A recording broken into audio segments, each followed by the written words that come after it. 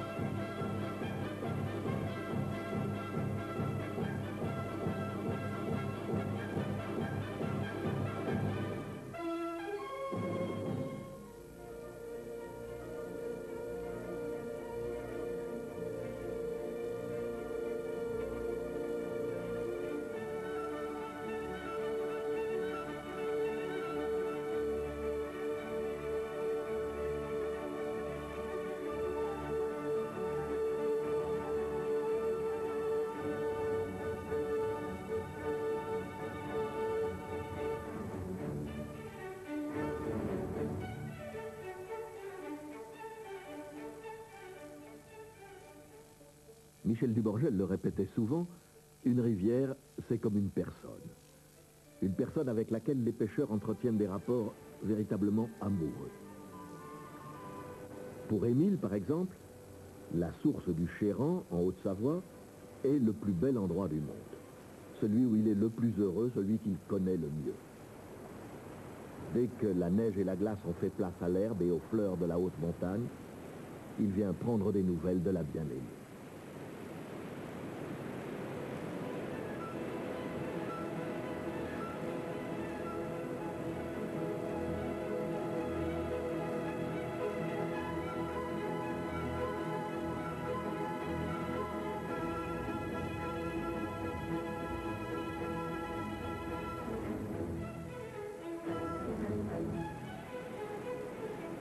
Ici, nous sommes aux sources du torrent.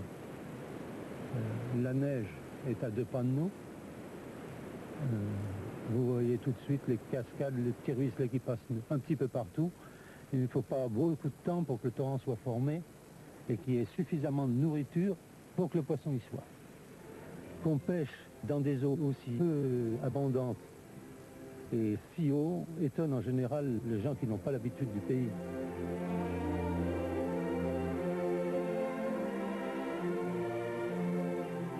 Dès que l'eau est sortie du glacier ou du névé, qu'elle a fait 200 mètres au soleil, il y a déjà de la nourriture. Il y a déjà des simulis, il y a des pataches, c'est-à-dire des larves d'éphémères, des porte-bois. Très rapidement, la rivière se peuple. Et dès qu'il y a de la nourriture, automatiquement, il y a du poisson.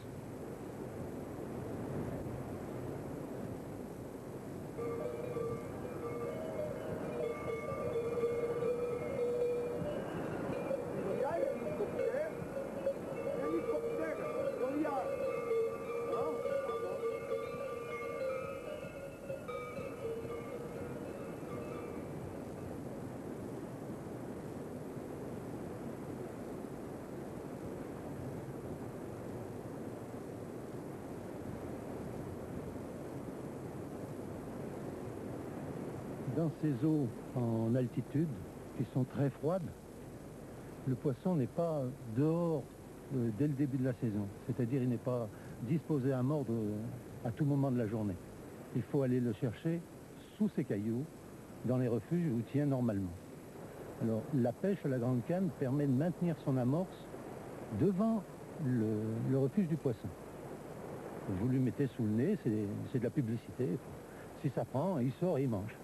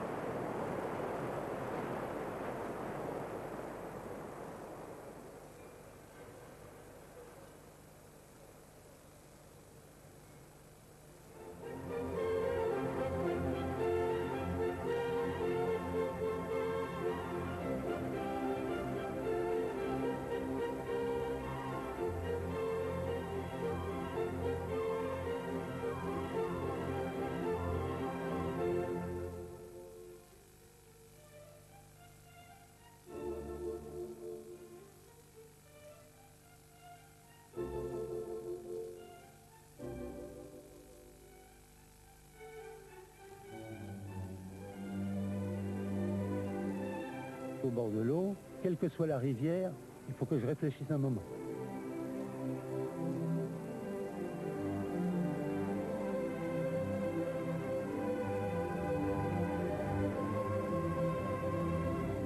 Mon premier professeur de pêche, c'était Joson Crozier. Il disait, il n'y a que sur le goudron que j'ai pas pris de truite. Ouais. Bon. Mais ça n'empêche que quand il attaquait une rivière qu'il n'avait pas pratiquée depuis longtemps, il me disait, mais Émile, commence à faire attention et regarde. Et jamais je ne l'ai vu attaquer une rivière avant d'être à 3 mètres du bord. Le plus près de 3 mètres du bord. Parce que, comme il m'a dit, il m'a toujours dit, commence à pêcher celle que tu as sous les pieds, les autres en face, tu verras bien. J'ai appelé ça le complexe de la rive d'en face.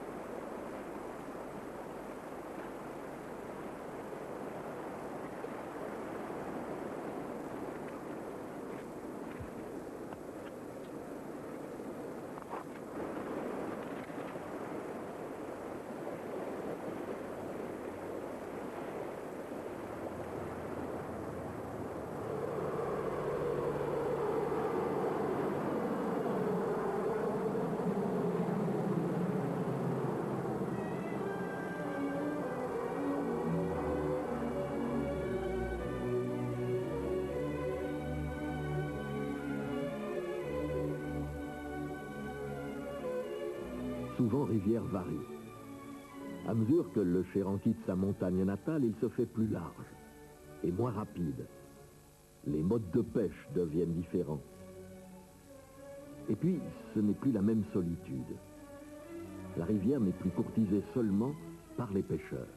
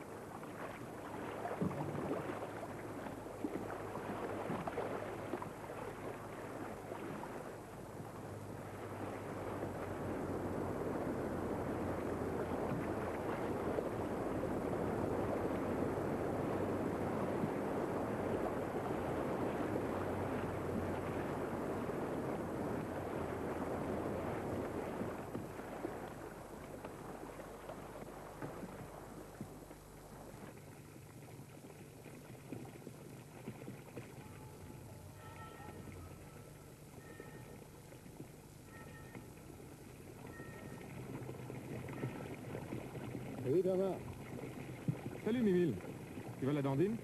je monte par là-haut. Bah, moi je vais faire un tour à la mousse.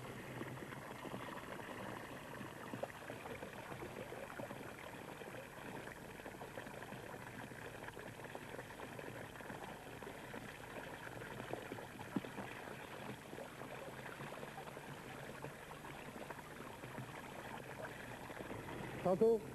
À tantôt.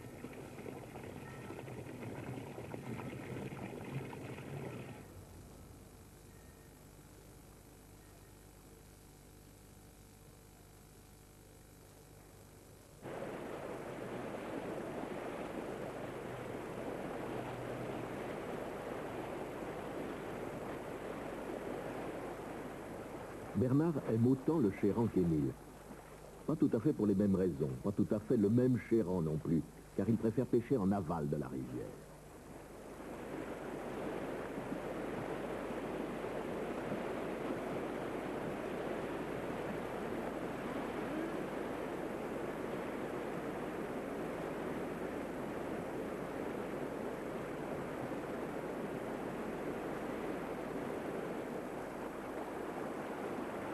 Ça, c'est une truite qui est en train de prendre des fréganes en surface.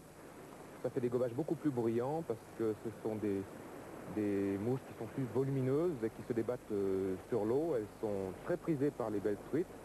Et actuellement, je vais tenter de la pendre.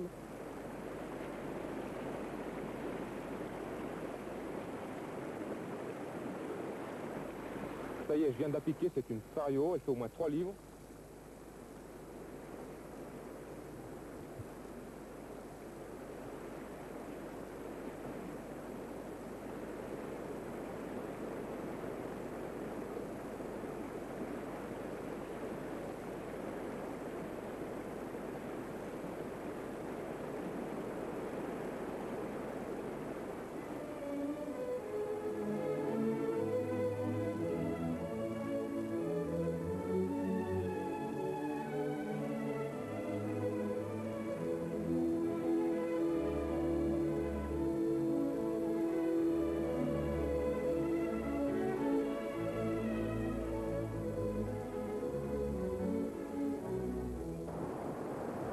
La pêche au cadre, c'est une pêche un peu, chez nous on dirait professionnelle.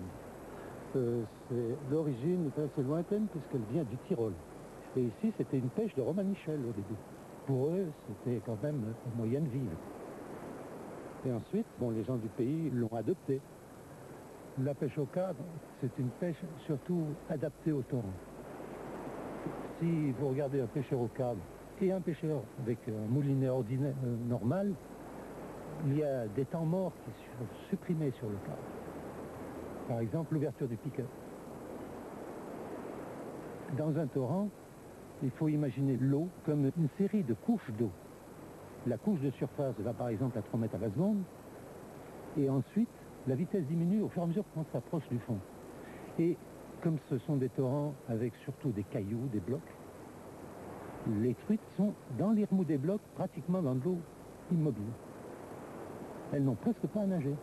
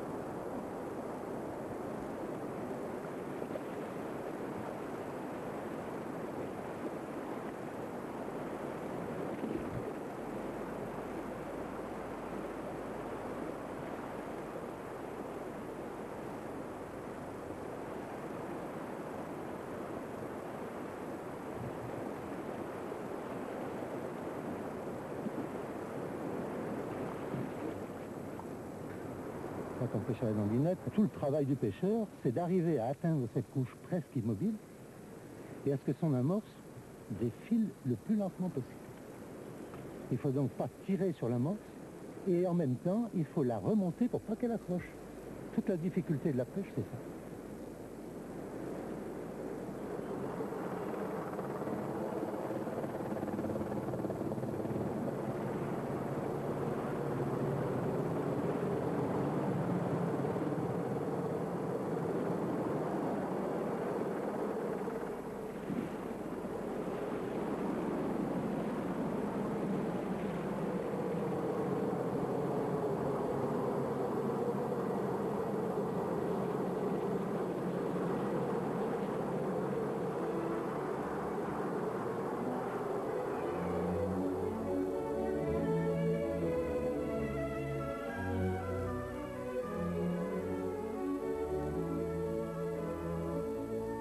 Le Chéran est une magnifique rivière de Haute-Savoie qui, de par nature, coule dans des gorges très profondes.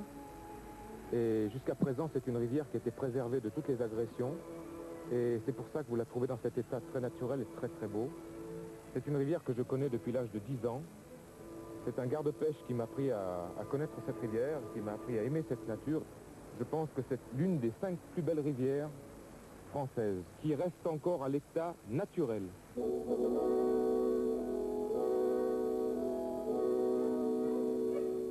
Je pense qu'il serait tout à fait regrettable que l'on condamne irrémédiablement une rivière aussi belle et qu'on la transforme en piège à kilowatts.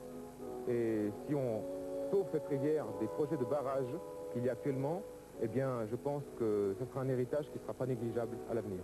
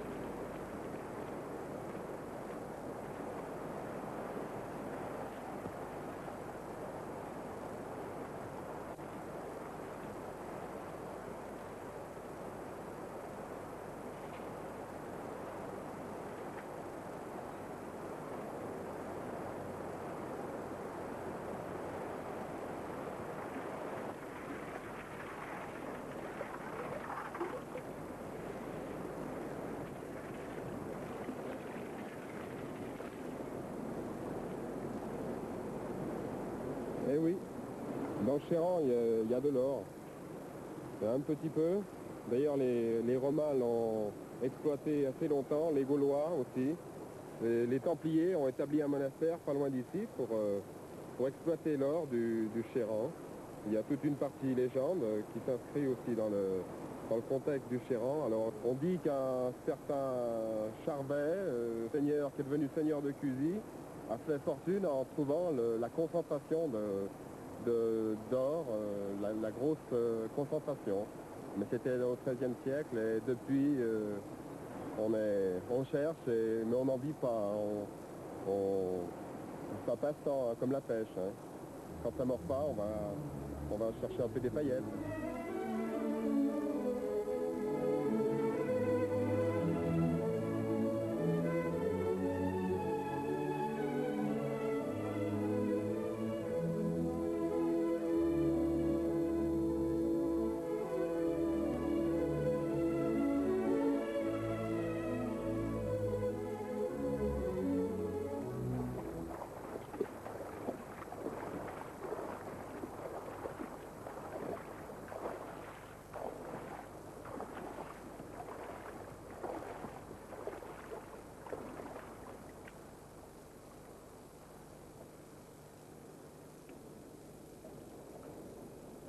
Vous voyez ici un porte-bois que je viens d'extraire de son étui de pierre. Nous appelons cette petite bête un goitre. Je vais mettre mon artificiel à côté. Vous voyez, il y a une très bonne similitude. C'est à peu près les mêmes tons, les mêmes couleurs. Il faut essayer de voir ce qu'il y a dans la rivière, soit sous l'eau quand on pêche en noyer ou en nymphe, soit alors sur l'eau quand on pêche avec des mouches sèches. Il faut essayer de mettre des artificiels qui correspondent exactement ou au plus approchant, soit en taille, soit en couleur, soit en tonalité, de ce qui existe naturellement. C'est ça le secret de la pêche à la mouche. Vous voyez celle-ci, la truite dans l'eau, là qui se déplace, et dans ce moment elle est en train de nympher, elle prend des larves qui sont entre deux eaux, qui se déplacent d'un caillou à l'autre, et ça c'est le très bon moment pour pêcher à la mouche noyée ou à la nymphe en montant. C'est excellent.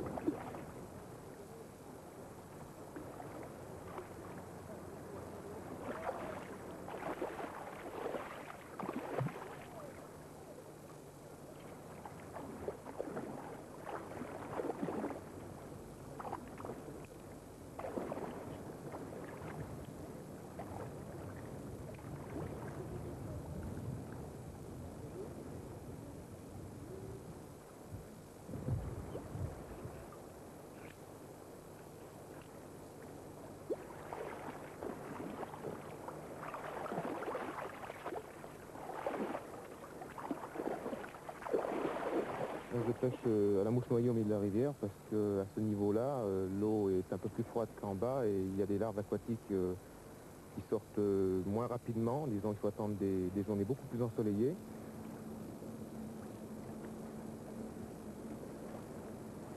Alors, je pense que c'est une méthode que tout pêcheur à la mouche devrait pratiquer. Je pense que, si vous voulez, la pêche à la mouche noyée, la pêche à la sèche et la pêche à la nymphe sont des méthodes de pêche qui sont toutes complémentaires et qu'un véritable pêcheur à la mouche doit savoir pratiquer toutes ces méthodes complètement pour se dire être un vrai pêcheur à la mouche.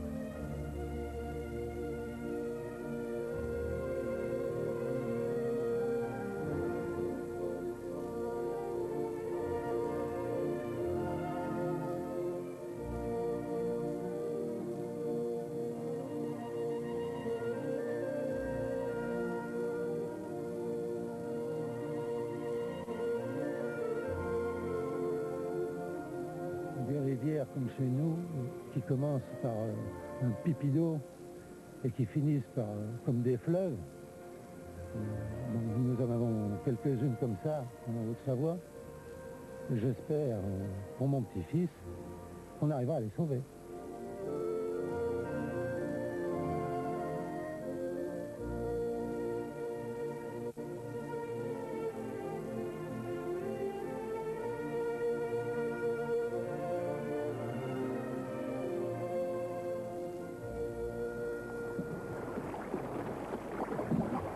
Les canoës descendent depuis pratiquement les sources des rivières et suivent le cours moyen de la rivière et descendent jusqu'en aval. Bon, pour la plupart, ils ne nous dérangent pas parce qu'ils sont très fair-play. Ils font attention de ne pas trop nous déranger. Je trouve ça très sympathique parce que ce sont des gens qui, comme nous, aiment la nature et je pense qu'on ne doit pas les considérer comme des ennemis, mais simplement comme des amis de la nature, au même titre que les pêcheurs, c'est tout.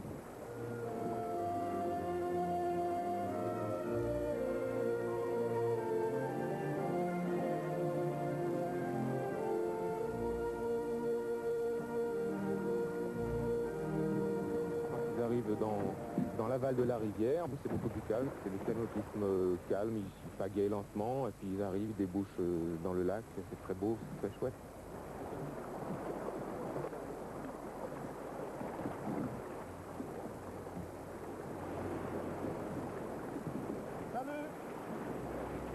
L'intuition, savoir où est le poisson, ben, ça fait partie du métier. Quand on a tellement vu, tellement pris dans tellement d'endroits différents, on finit par sentir où est le poisson. Moi, j'ai commencé à 10 ans, j'ai passé ma vie à ça. Ça me permet quand même de savoir ce que je dois faire quand je suis au bord de l'eau. N'importe quel travailleur manuel, un menuisier pense le fil de son bois.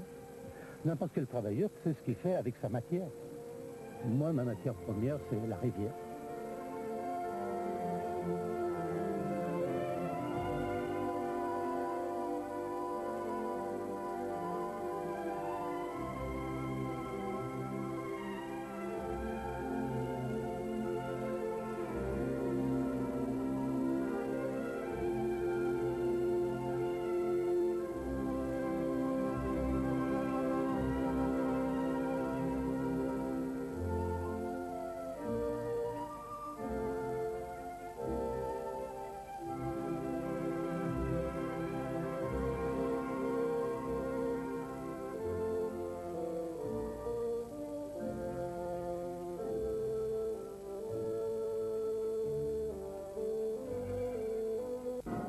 En Louisiane et dans l'île de Ré, 2 familles québécoises partent sur les traces de leurs ancêtres.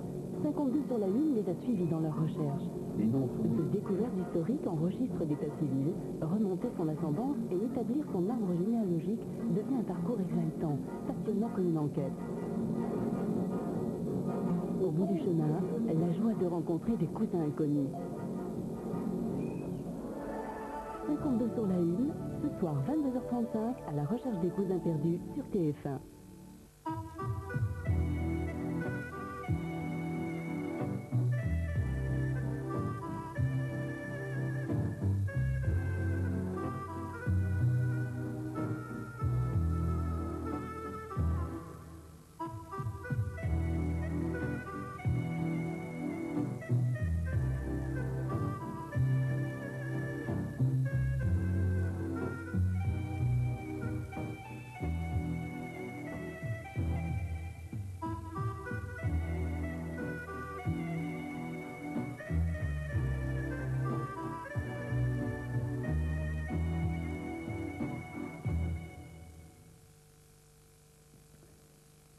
C'est en arrivant à la dernière ligne que tu t'es rendu compte que tu lisais mon courrier? Pas vraiment. Mais j'avoue qu'une fois lancé, j'ai pas pu m'empêcher d'aller jusqu'au bout.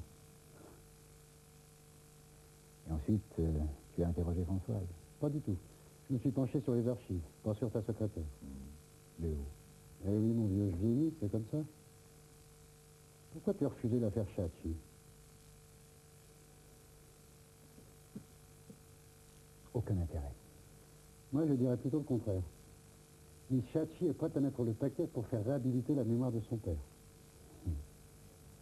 Mauvais placement. Inquiétant pour une jeune femme qui travaille à la bourse. Ça te pose un problème si je m'intéresse à cette affaire? Ça pose un problème à mon vieil ami, Maître Cobra? Mais je ne savais pas que mon vieil ami, Léo le rat, privé, spécialisé dans les affaires tordues, avait les compétences d'un avocat. Un crime qui a plus de 20 ans, ça peut réserver des petites surprises. Et pour quelques milliers de dollars, ça vaut le coup de remonter le temps. À mon avis, tu serais déçu du voyage. Une bonne enquête préliminaire, ça peut toujours servir.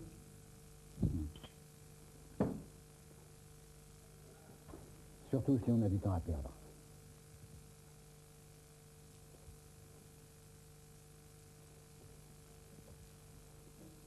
Françoise me dit que tu ne mettras pas les pieds au bureau cette semaine. Décidément, on ne peut rien te cacher. Et au cas où tu l'aurais oublié, je suis ici chez moi, et je suis en vacances depuis ce matin. Il paraît que tu ne pars jamais.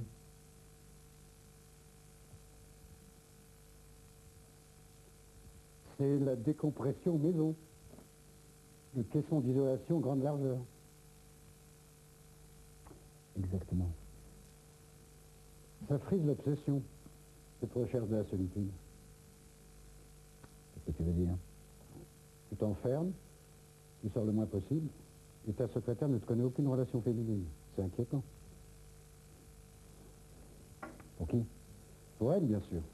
Moi, je sais que tu as des nuits sulfureuses.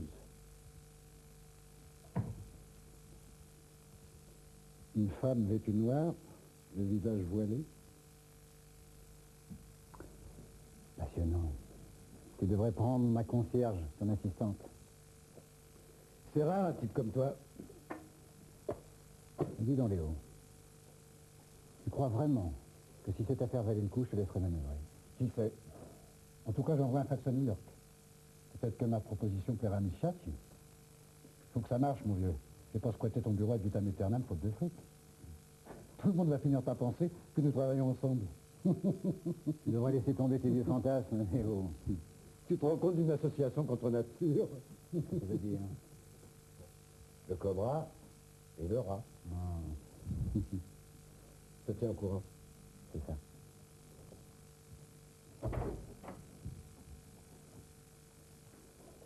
Vous faites bonnes vacances? Merci.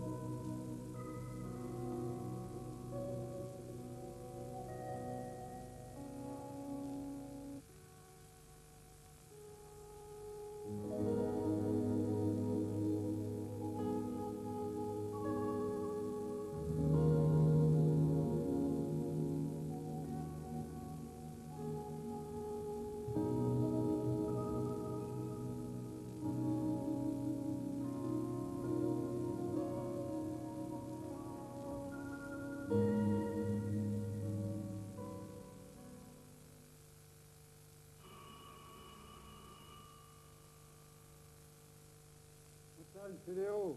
Faut que je te parle.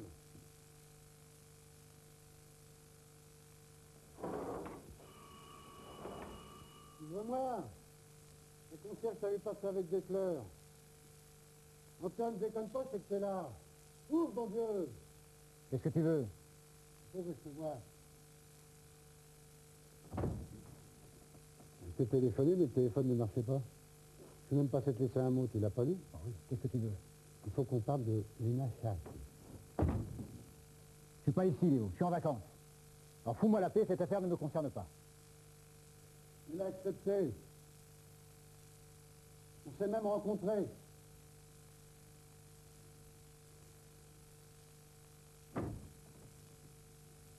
Tu as 2 minutes. J'ai l'enquête préliminaire. Félicitations. T'as pas envie de savoir comment j'ai pu la faire venir de New York? On concorde, je suppose.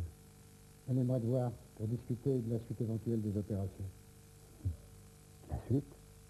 Après l'enquête, de la procédure, les avocats, elle a besoin de conseils. Oh. Ça m'étonnerait que ça aille jusque-là. Alors ne compte pas sur moi pour me scier auprès de mes confrères en leur refilant une affaire pourrie. Le seul conseil que j'ai à donner à mademoiselle Chiacci, c'est d'oublier très très vite qu'elle est la fille d'un criminel. Chiacci était un petit truand, pas un meurtrier. Oui, bien sûr. C'est la raison pour laquelle on l'a arrêté à 50 mètres de la maison du crime en possession du portefeuille de la victime. Ça ne t'est jamais arrivé de trouver un portefeuille sur un trottoir? Oui. Eh oui.